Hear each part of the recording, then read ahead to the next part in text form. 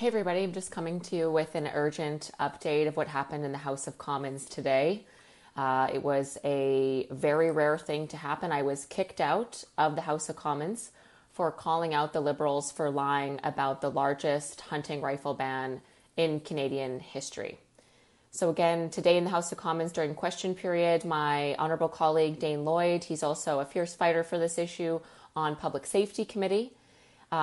He stood up and asked a question about the Assembly of First Nations of Canada, representing Indigenous Canadians, came out today publicly opposing Bill C-21. He asked the Liberals about that, and they chose to take partisan cheap shots at Conservatives. They said that Conservatives continue to be part of the problem, and they were insinuating that we're being obstructionist about a path forward for the largest hunting rifle ban in Canadian history. So I yelled out as a heckle. I said, "That's a lie. You're lying." I yelled it out. My emotions got the better of me a little bit. It's been a long 3 weeks. You're not supposed to call anyone a liar or say anyone is lying in the House of Commons. That is against the rules. So I broke the rules there. So then there was a big uproar from the Liberals, all offended that I dare call them out for lying about the hunting rifle ban, as they have been, as you've seen, for weeks. For weeks they've been lying. And they know the truth. They know that this is the largest hunting rifle ban in Canadian history. So I called them out for that, broke the rules, which was wrong of me. But I got really fired up and I had enough of their lies. And so the speaker got up and he said, member of Kildonan St. Paul, which is me, you need to withdraw your comment. So, I stood up and I said, I withdraw, no problem. But then he gets back up and says, and you need to apologize. And I'm like, no, I'm not saying I'm sorry. I'm not sorry. I'm just telling the truth. They are lying. They have been lying and they're lying today. So I said, no, I'm not apologizing. I said, no, I'm not standing up and doing that. And then so he's like, I guess we're in a standoff. And he stands up and he stares me down, the Speaker of the House of Commons, who's a Liberal MP in a rural riding with a lot of hunters, by the way. He stares me down, trying to bully me and humiliate me in front of everyone, trying to get me to apologize. And I'm like, no, I'm not doing it. I'm not doing it.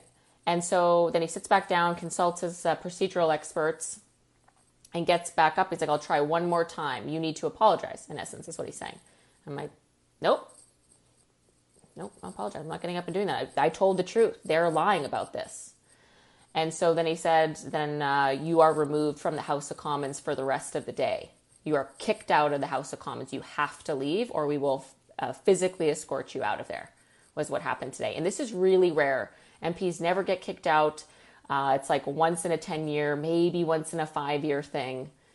And so I got up and, there's the green carpet between where the Liberals sit and where the Conservatives sit. So I got up in front of everybody watching me. I went to the Speaker and I wanted to be respectful. So I gave him a little bow, even though he just tried to humiliate me in front of everyone. I didn't need to apologize. That's not necessarily part of the procedure. He just wanted me to. Not only was it, I didn't even just need to withdraw, which I did, but he wanted me to apologize for daring to call them liars.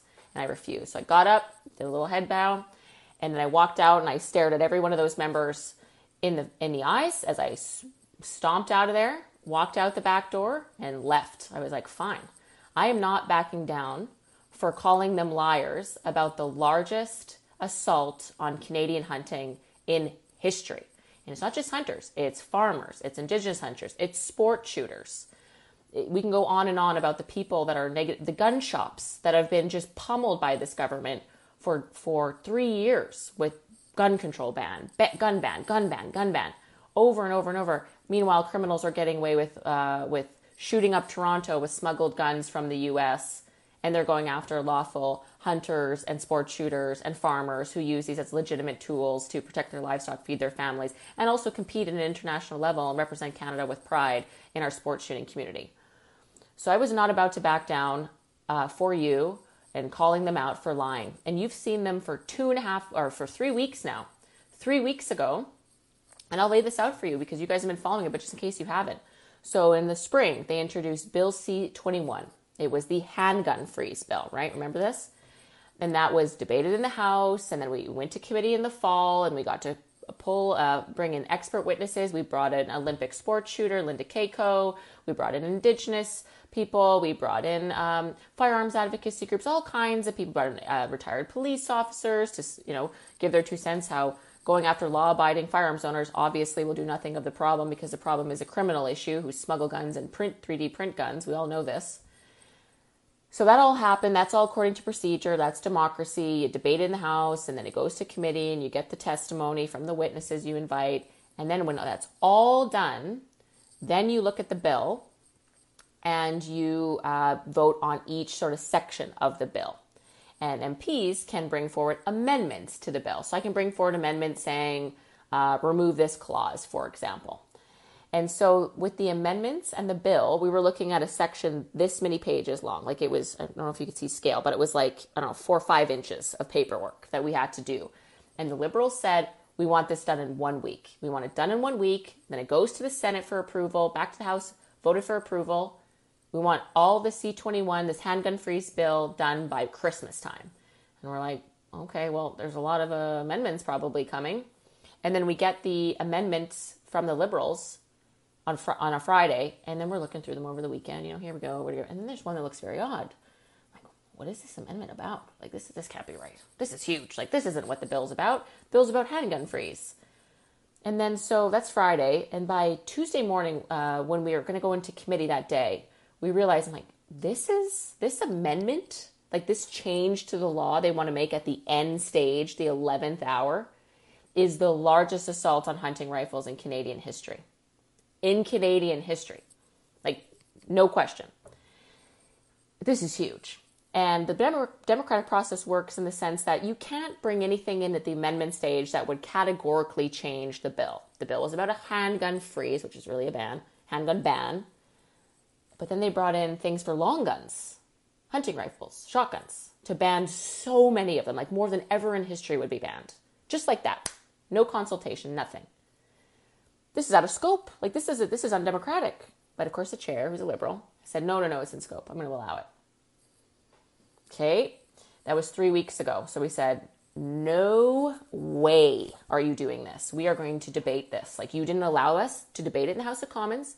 You didn't allow us to bring forward all the stakeholders like the groups of people impacted, wildlife groups, hunting groups, Indigenous groups, local game and fish associations, gun shops, all the people impacted by this. No opportunity to bring you forward to say your piece. Not any opportunity. Okay, so we're going to talk about it. So here we go. So for a couple days at committee, we're trying to speak our piece, what we would have said in the House of Commons if we'd been allowed that democratic right that we have, but they didn't allow that. They put forward this massive generational changing amendment at the 11th hour at the end stage of committee. You need to understand what they did was the sneakiest way possible they could have done this. The sneakiest. Okay? And so they did that. So conservatives are like, okay, well, we're going to say our piece now. You didn't let us. And again, they wanted to pass this in 1 week. That was 3 weeks ago. So we start talking, and I'm making phone calls. I'm calling hunting groups and First Nations and gun shops and gun experts. Like, what is this? Explain this to me. And no one can figure it out because it's so technical. But we do see that, in fact, yes, thousands of models of legitimate hunting rifles and shotguns that have been used for, in some cases, a century are now being banned just like this with no consultation. Just like this. If we let this go, it'll be banned like this. So we're trying to bring forward arguments like convince the Bloc and the NDP, right? Because they're in a minority, the Liberals. So if the Bloc and NDP vote against this, we can defeat this. We can eliminate this from the bill and stop it, at least for now.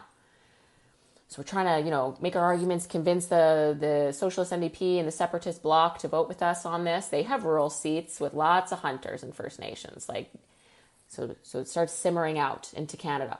And then all of a sudden, all the hunters start finding out about this. And then guess what happens? Well, all of the Liberal, all the Bloc, and all the NDP rural and northern seats that they have, which they have a bunch of those, getting hammered with emails and phone calls and social media posts from hunters and farmers and First Nations people and target shooters and gun shops and wildlife conservation groups, all which depend on the massive firearms ban, those firearms that they depend on and rightfully own and lawfully own and purchased with their own money or inherited from their grandfathers like I have.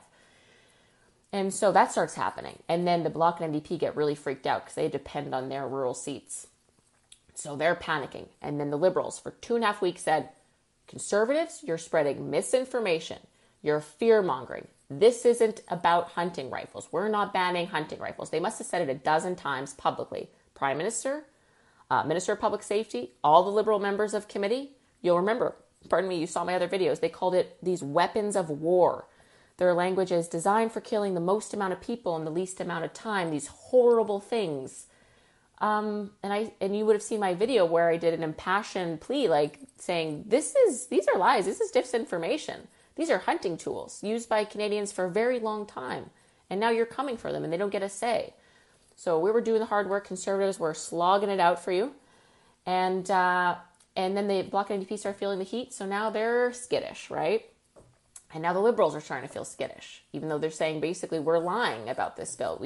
Meanwhile, we're telling the truth and have been for 3 weeks.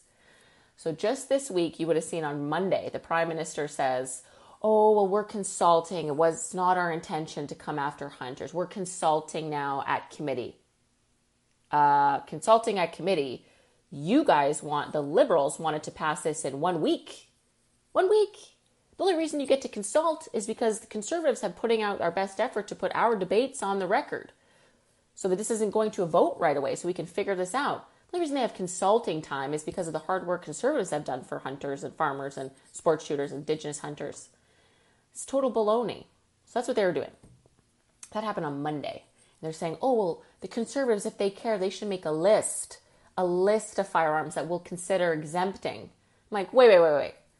Didn't you just say all these guns were weapons of war and designed for killing people? So how could you say that they're literally saying, well, we'll exempt the most popular hunting rifles. Well, either these are weapons of war that need to be illegal or they're not. To say that you're going to make a sub-list that's going to exempt from the ban the most popular models to remain in circulation and to be sold, is it weapons of war or not? Because that doesn't make any sense. So they're literally spinning their tires, have no idea what to do. They did not expect all the hunters in the country to rise up and make their voices known, and good on you for doing that. Keep doing it. And so that happens on Monday and throughout the week. And then we get something odd at committee on Tuesday. The Bloc Québécois, and remember, Quebec is kind of a different beast. So they have a handful of very bad experiences with psychopaths using firearms to hurt a lot of people. And it's horrific, and you'd have to be a monster not to condemn it. It's awful. So it's a bit of a different experience in Quebec. It's important that we acknowledge and make sure our gun laws are tough enough so only lawful, responsible, respectable people ever get near a firearm. Any firearm owner will tell you they agree with that. I agree with that.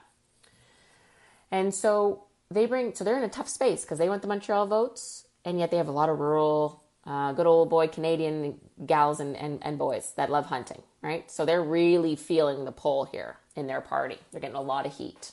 So they start playing with the Liberals, saying, this miscommunication and all this. So at committee, they bring forward this idea, let's pause this with the Conservatives. Let's pause this and let's bring forward a motion to add, 2 witness meetings, right? Remember how I mentioned usually bills go through debate and then we get witnesses and then we go through the voting on the bill. So they want to say, well, let's just kind of go back to the witness part. Let's have 2 meetings. 2 meetings. 2 meetings. That's like 12 witnesses. Only 12 people from the entire country of Canada get to come and speak to this bill? No, I don't think so. And that would put a kibosh to everything we've been working on. So I said, no, unfortunately, no. And the worst part of that, we would have had to go into a secret meeting to agree to that. So you wouldn't have been able to see it at committee. They didn't want people to see this. They wanted us to go in camera, which means in secret, where you can't even talk about it after. No, it's not publicized, pardon me. So we obviously said no. I appreciated the effort she made, but I was like, no, 2 meetings, even 4 meetings is not enough. And I know we're not going to agree on the amount of meetings, and I'm not going into a secret meeting where people can't see what we're talking about. That's undemocratic, in my opinion. So I said no. And then today, what do they do today at committee? They bring forward something called a 1064 motion. And what that does, if you get 2 parties signing on to this letter you send to the chair, like the boss of the committee, who's a Liberal in this case, saying we call an emergency meeting to discuss more meetings for witnesses. So now they're going about the same tactics, but another way. They're forcing it now. The Liberals, the Bloc, and the NDP all signed this forced meeting letter. And when the Liberals were talking about it today, they said 2 meetings. So again, 2 meetings. So 12 people out of 40 million. There's 2 million firearms owners, 2.3 million firearms owners. So we get 12 people. That doesn't even cover the Indigenous groups, let alone hunters from Yukon, Northwest Territories, BC, Alberta, Saskatchewan, Manitoba, Ontario, Quebec, the Maritimes, Newfoundland and Labrador. Doesn't cover half of it. Not to mention the collectors, the gun shops. This ban also impacts those who reenact the Remembrance Day ceremonies. Sometimes you'll see them with the cannons and the vintage rifles from World War I or World War II. This bans all those, so no more proper Remembrance Day ceremonies after this. So we can bring those people forward. Like 12 people is nothing. That's nothing.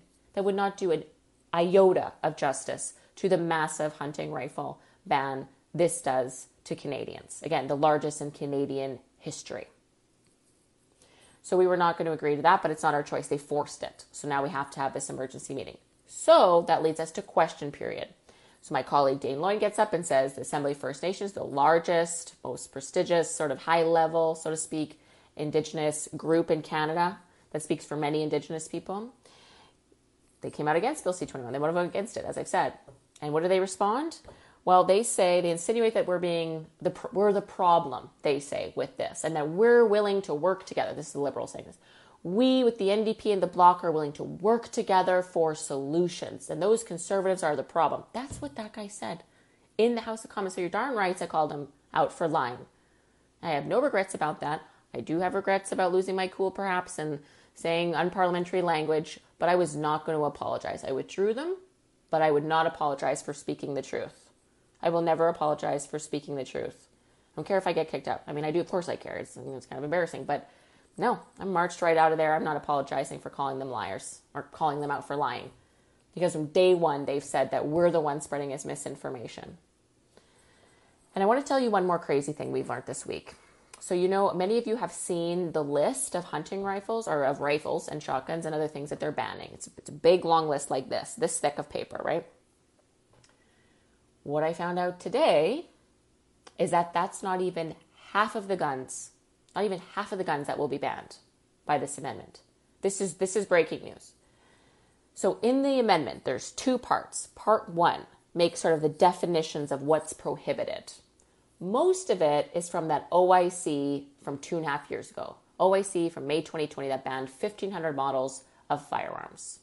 They've since added another 400 to that, sort of in sneaky behind the scenes, kind of wrote them in. And then when they brought this amendment forward, they added another new 480 based on the criteria they banned 2.5 years ago.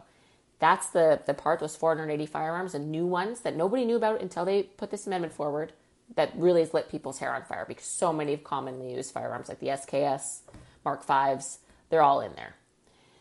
But what I found out today is another part of that amendment, the part that says now in the prohibited section, and meaning no one can own these, are any semi-automatic rifles or shotguns with magazine capacity. In essence, that's what it is, which is thousands of models of firearms.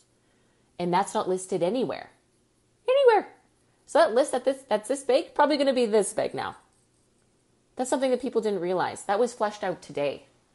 The bureaucrat analyst said that today. So if you've seen that list, that's not even half of it. And people have been lighting their hair on fire, obviously, that the government's going to come and take those firearms away, not pay you for them. You get no say. And that's not even the full list yet. So you're darn right, I called them out for lying in the House of Commons. And I marched out of there with my head held high because I know what we're doing in the Conservative Party is the right thing. So I just wanted to tell you what happened because, of course, the Liberal guy, I right after this happened, I went and I talked to the media. I had like 30 of my MP colleagues behind me. They were all so excited that we're standing up to the Liberals, calling them out for their lies. So I had like 30 people behind me and all these media cameras in front of me. And I'm explaining what happened in the House of Commons and why I called them out for lying. And then, of course, the Liberal guy, or a Liberal House leader, came out and said his piece and just doubled down. Oh, those Conservatives are filibustering. You want to know what? This is another thing I'll tell you. This entire week, committee on Tuesday for 2 hours and committee on Thursday for 2 hours. The Bloc teamed up with the Liberals and would not let us speak. They filibustered all Tuesday, meaning they just took the microphone, didn't let anybody else speak. And the liberals today for 2 hours just spoke. It was basically nonsense. It was almost like, those like, deck building for dummies books or like computers for dummies books. It was like Firearms for Dummies books. He's like, what's a caliber? And like, he was just really pausing and just rolling it out for 2 hours. So the audacity for a Liberal to get out there after me and say that we're filibustering when they filibustered us for two whole meetings this entire week. Conservatives have not had the opportunity to say one word on the record at committee during this discussion. You don't get to call us a filibustering. That is baloney, utter baloney. It's like factually incorrect. And it's hard to call what we did for the first 2 weeks a filibuster because the Liberals were also chiming in for that. And it's not like we were reading the dictionary, which is kind of like a traditional filibuster. We were actually we were putting on the record our comments that the right was taken away from us of saying that in the House of Commons during debate. We were asking the department analysts who wrote this legislation on the orders of the Liberal government. It's not their fault. They're just doing their job. We're asking them like technical questions, trying to figure out what it meant. So hardly a filibuster. A filibuster is usually like reading the criminal code or like reading the newspaper into the record. We were not filibustering. We've been like basically debating and asking questions, which we would have been allowed to do if this was done the right way. And they never let us because they don't care about transparency or accountability. So I'll just end with this. The only way that this gets fixed is if the Liberals pull the amendment out. Just pull the whole thing out. They made this mess. They've lied. They've done this in the most underhanded way possible. This is the largest hunting rifle ban in Canadian history. They didn't consult with one person on this. They point to their consultations. I'll tell you this. In 2018, they did gun control consultations. Do you want to know where they went? Toronto, Montreal, Vancouver, and Fredericton. And like great cities, nothing against them. But that's where you went? That's what you're claiming where you went to talking about a hunting rifle ban to Toronto? Why not like Thompson, Manitoba? Or, somewhere in Newfoundland or Northern Quebec or BC or the Yukon or rural Saskatchewan? Like, you're telling me you did legitimate consultations and you went to 4 major cities where there's not as many hunters or farmers or really no farmers? Come on. So our position is they need to withdraw this. Unless they're going to agree to like 20, 30, maybe 40 witness meetings, which they never will do. Again, they want 2. They said that on the record today, 2. What a joke. We're not agreeing to that. That would be an insult to the millions of people this hunting rifle ban will impact, and I'm not going to do that. I'm not going to do that to you. I'm not going to do that to the hard work the Conservatives have doing and what we believe in, which is lawful gun ownership and going after the real problem, which we all know is criminals. It's too bad we have soft on crime Liberals that are making the problem worse. We have a lot of work to do if we get into government to fix that. So we're not going to back down. I'm not going to apologize for calling out the truth.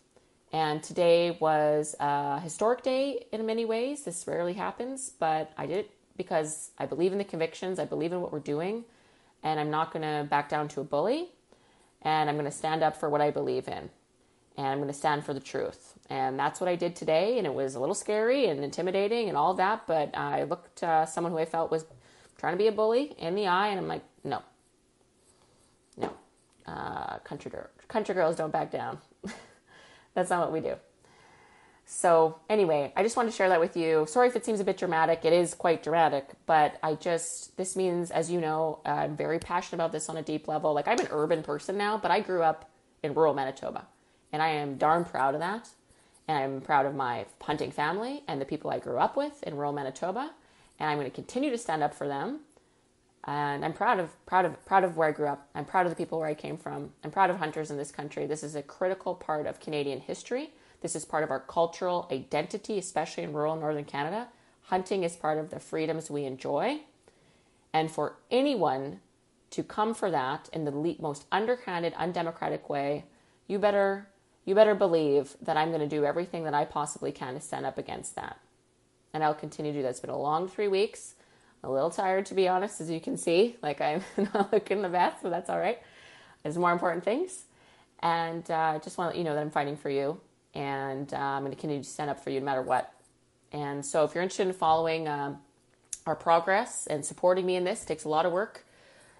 Please click some of the links I've posted. Please follow, subscribe to my newsletter, and I'll keep you posted. We send email updates all the time, and we do petitions to sort of gain support, and it's really important. So if you're supporting what we're doing, if you're supporting what I'm doing, please do sign up for my newsletter. It means a lot to me. And just thanks for your support. It means a lot. Really appreciate all the kind comments. It really gives me energy to do this. And I'm going to keep doing it. I'm not going to stop until we get a fair deal here. So anyway, thank you very much, guys. Thanks for listening. God bless you all. And I'm going to keep fighting for you. Thanks a lot.